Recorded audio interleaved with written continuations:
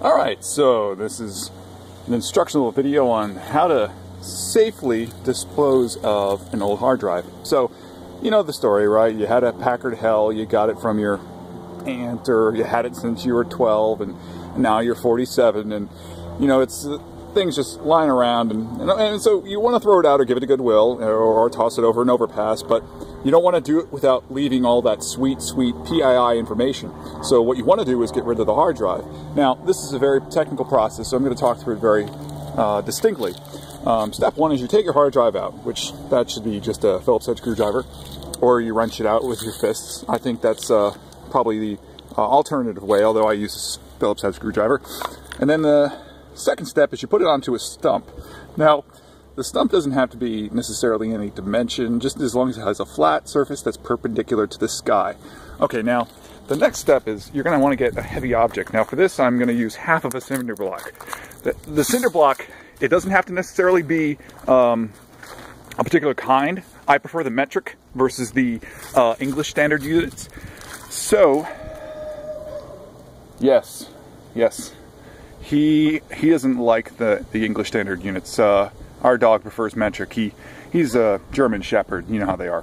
So anyway, now I'm going to take this cinder block and show you exactly what you need to do. Now, this is a three-step process, so we've already talked through steps 1 and 2. Get a heavy object. Step 3 is going to be placing the heavy object on top of the hard drive. So let's watch.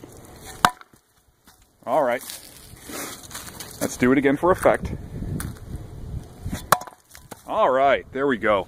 That is, now you can see it's pretty well damaged at this point, and I can hardly think any scrapyard in Kenya is going to make sense of this when they get out there trying to look for all of your Amazon receipts and former tax returns.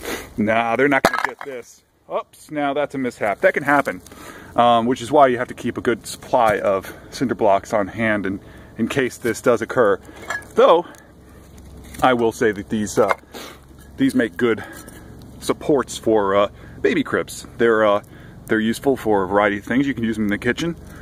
But the end result is you end up having now a defunct, cracked disk hard drive. You know, alternatively, you could put this underneath your car's wheels and drive it over it a couple of times, though I'm not usually a fan of relying on the soft, even weight of a Firestone tire. So that's it. If you want to leave comments for this poorly shot